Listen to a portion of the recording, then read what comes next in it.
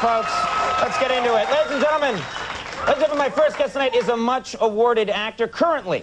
He can be seen in The Tempest right here on Broadway, and it's a real pleasure having him here tonight. I've never met the man. Please welcome Patrick Stewart.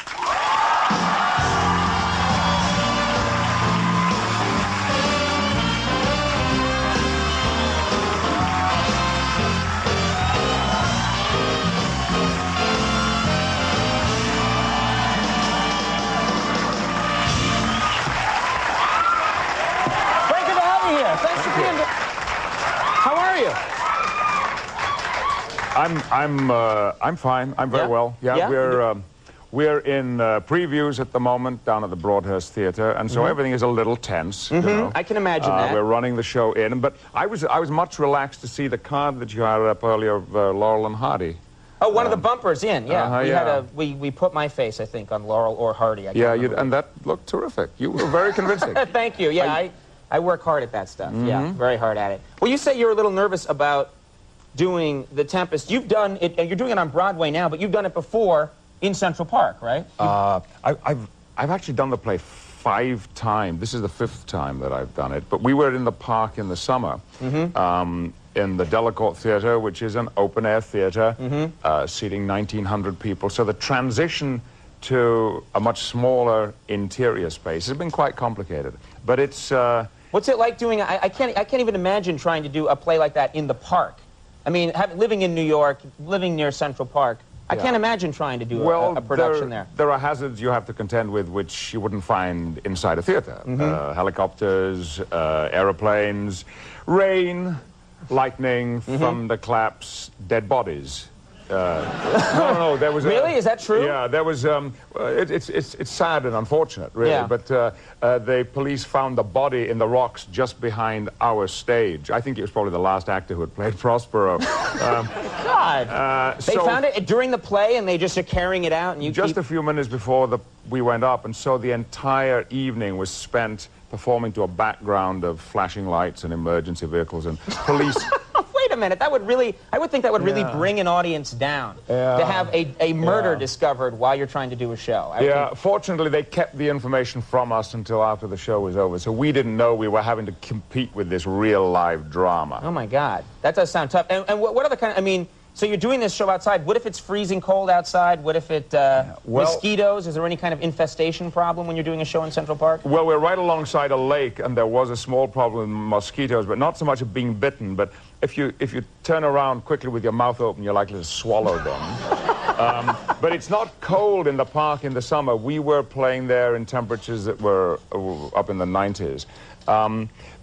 It did rain. We were rained off once. We had to abandon one performance, but we also played through the rain. They have some code about how intense the rain is, you know, and through drizzle we kept going. That's something that won't happen to us in the Broadhurst. Yeah, now talk about the Broadhurst now. I would think the audiences would be a little different because now people are paying $65 a pop to see you play Prospero, whereas before people were seeing you for free. What's the difference in an audience that has to pay? Are you suggesting it's not worth that much? No, not at all. I mean, how much would you pay? I would pay upwards of $900. Don't really push You're really that too hard. regret that, aren't you? Yeah, right. Don't really push that too hard. All right. Well, it is... You know, is a crowd that's paid $65, like, are they more enthusiastic because they feel they have to be than a crowd that paid? They're certainly different. The audiences in the park had to stand in line, sometimes for hours, towards the end of the run for more than 24 hours to get a ticket. And so having got that ticket and got into your seats, people are feeling very good about it, and they're determined to have a good time. It's not quite the same, you know, when you've bought your ticket and you turn up 5 minutes before the show begins. But the audiences are terrific. The worst audiences... Well, there are 2 kinds of bad audiences. One are benefit audiences. We know when you have a special event and people pay a huge amount of money, as you're going to pay your $900 to see our play. Yeah, sure, you'll get that, yeah. But you're talking people that pay like $10,000 or $5,000 or something too. Not good audiences, no. And the other kind are the audiences who have the tickets for nothing. Audiences consisting of freebies are generally very, very bad audiences. Why is that? They're more judgmental. I think they generally... How can you be judgmental? If you're seeing it for free, why are you judgmental? It's a curious thing of human nature, that, isn't it? I think they always feel they could be getting something better for nothing.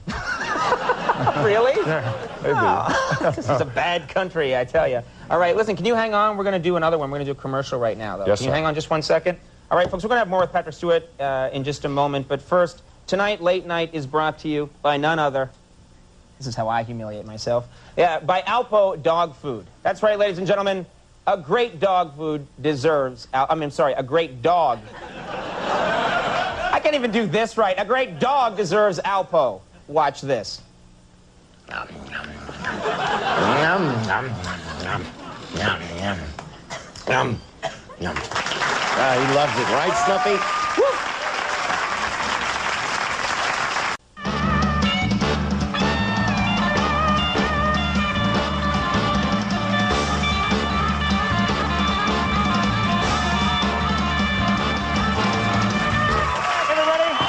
Patrick Stewart. We didn't get a chance to talk about this in the last segment, but Jeffrey, you're in a new movie, Jeffrey, that's out right now. Just been released. That's right. And tell us, this is it was a play first. It was a very successful play off Broadway by Paul Rudkin, and it's about a young man, a young gay man living in New York, who, feeling that sex has just become too dangerous in this time of AIDS, makes a unilateral decision to give it up. Everything. Relationships, sex, heavy petting, the whole works. So the film is about the impact of this decision on his life and the lives of two of his closest friends, of which I play one of them. You play one of the friends. Yeah, okay. and you have a clip, I think, and this is a scene where Sterling, the character I play, and my lover have formed a group called the Pink Panthers. This is a group which moves about the streets at night time to prevent people from gay bashing. Okay. All right, let's take a look at this clip from Jeffrey. Did you call him? Of course. Left a message on his machine. Left a message. Would you call him again? Pink Panthers. Oh, hello, darling. Is someone in trouble? Really? No. Oh, no. What? We must get over to Washington Square right away. It's Todd, that huge bodybuilder from the gym. No, not Todd. In shorts. Huh? That's a terrific outfit. Yeah. Did you get to keep that beret afterwards? That's a good look for you. Very nice. The puce beret. Yeah. Very fetching, yeah. All right, now tell me, you're living in New York now, full-time. Well, it would seem so. I happen to have had 5 jobs in this city in the last 18 months. And so, first of all, I became an enforced New Yorker. Now I seem to be an adopted New Yorker, and I'm very happy. Now, here. is that difficult at all, being an Englishman living in New York City? Is it an adjustment? No. There's not nothing at all. really that grates on you a little bit? Well, you know, it was very difficult at the beginning, largely because, you know, Englishmen are, for the most part, non-confrontational, as you've already seen with, you know. And we're very low-keyed and very polite and so forth. And there was an instant, the very first morning that I was in New York back in 1970, when I went into a deli to order a sandwich to take into rehearsals with me and a cup of coffee. And it was very crowded, very noisy, and I thought that everybody was having a fight. I found they were just New Yorkers going about their business. And they were actually all having a very pleasant conversation for them, probably. A very civilized conversation. So this guy turned to me and said, "What do you want?" And I said, "Oh, thank you very much. Yes, I'd like, if you don't mind, I'd like a corned beef sandwich on rye bread with some lettuce and tomato, and could I have a cup of large black coffee to take away with me, please?" And he said, "2 corny cows coming through the drungle, drag it in the rye to go." So language was a problem to begin with. Yeah, there's a big language barrier between New Yorkers and the English. But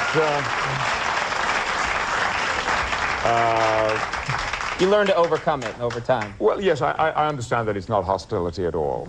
It often is, actually, in this really? city, yeah. No. You'll learn over time. Make sure I get this right. The Tempest is at the Broadhurst Theater. 44th Street. 44th Street. From now through until the 31st of December. All right. Well, thanks very much for coming. Best of luck with the run of that show. It was very nice to meet you. All right, everybody. Patrick Stewart, Sean and Marlon Wayne. We'll be right back. Stick around.